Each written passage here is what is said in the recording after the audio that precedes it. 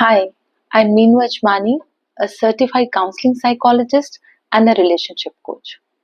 और मैं प्राइमरीली उन लोगों के साथ काम करती हूँ जो अपने रिलेशनशिप्स में मुश्किलों से गुजर रहे हैं, जैसे कि communication gaps, emotional disconnect, feeling unheard in their relationships, repeated arguments और प्री मैरिज कंफ्यूजन्स। जनरली जो कपल्स मेरे पास आते हैं उनके पास कोई बहुत बड़ा प्रॉब्लम नहीं होता, लेकिन उनके पास राइट इमोशनल टूल्स नहीं होते। And that's exactly where I can help you. मैं काम करती हूँ उनके इमोशनल इंटेलिजेंस पर, उनके बिहेवियर पैटर्न्स पर, इमोशनल क्लैरिटी, बाउंड्री सेटिंग पर and much more. I offer one-to-one structured online sessions for 45 minutes and per session fees is rupees 1200.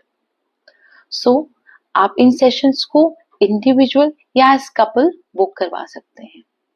And if you are someone who is about to get married और already married but feeling stuck और आप अपने relationship को गहराई से समझना चाहते हैं, तो आप मुझे डीएम करके अपना सेशन बुक करा सकते हैं।